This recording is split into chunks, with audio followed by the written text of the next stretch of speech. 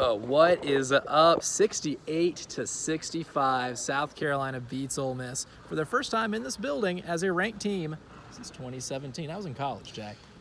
Where were you in 2017 when the last time there was a ranked game in this building? February 2017. I was a junior in high school, I think. Woo! These are crazy times, man. I remember watching the Final Four run and thinking, oh my gosh, it's insane. We haven't seen basketball like this in so long, dude. It's been a while. Like, it's crazy to think about.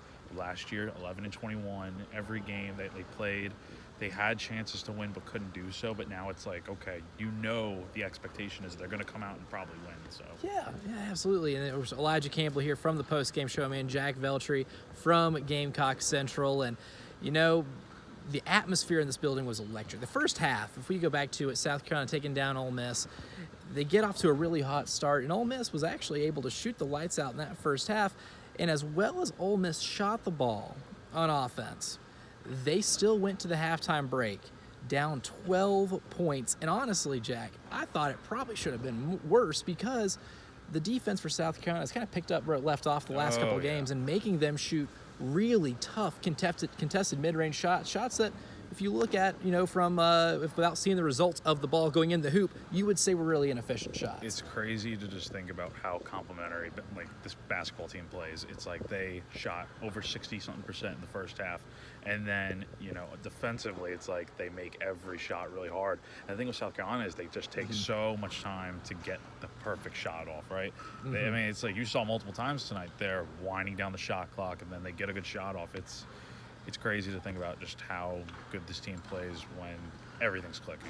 Absolutely. And one player to highlight from that offensive explosion in the first half, they scored 43 points in the first half. And for a team that plays very few possessions in a game, they don't put up that total in a half very frequently. That blew me away. That they got 43 there in the first half. It's just like you're seeing all these shots go in. It's kind of like Georgia on Saturday when Georgia was making every single shot. You're kind of like, how is this happening? It's just the pace that they were shooting at and going in, it doesn't happen often, especially with this team where they do take a ton of time to get the shots off, like I said. Yeah, and 7 for 14 in the first half from three-point range, and that was no fluke. I mean, they were really working the ball around, getting it inside and out, and they were up 12 at the half, and, they end up getting the lead to balloon to 17 points at one point, and then Ole Miss ends up cutting it down to 3. What did you see there that really kind of turned things around for Ole Miss to get them back into this game? Well, it speaks to just how well of a shooting team Ole Miss is. I think coming into this game, they were one of the better three-point shooting teams in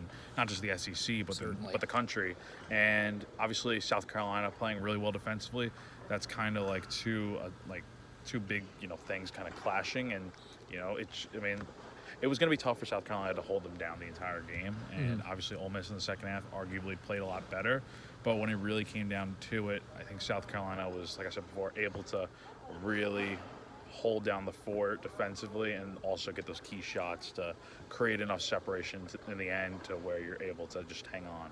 Yeah, Ole Miss 40% from the three-point line tonight, 4 of 10, which is them shooting 10 three-pointers with as good as they shoot the ball. It feels almost kind of blasphemous if you're Chris Beard, but nonetheless, they never regain the lead. And we were going to look at one play at the very end where a lob's thrown to 7'5" Jamarian Sharp.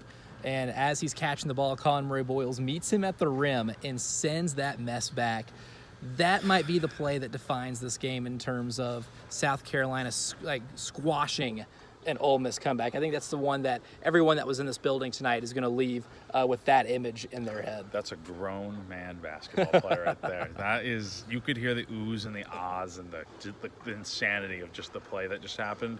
And when you see it on replay, it's even crazier. Like, I'm sure it's blowing up on Twitter right now and stuff. It's just, he is such a difference maker for this team. It's hard to believe that he wasn't even playing at the start of the year because of mono, and then he was coming off the bench for much of the first few games that he was playing for this team with Stephen Clark starting, and now it's like he's probably he's a bona fide starter with this team every game now. He's making a difference offensively, and then defensively, he's in there grabbing rebounds, and then when he's making blocks, he's fun to watch. So he's a great player for this team. Exciting win for the Gamecocks tonight. They'll be back in action in this building 1 o'clock against Vanderbilt on Saturday. They moved to 20-3 on the season. and 8-2 in their first 10 SEC games. I'm Elijah Campbell from the Postgame Show with Jay Phillips. This is Jack Veltri, Gamecock Central. We'll see you back in this building on Saturday.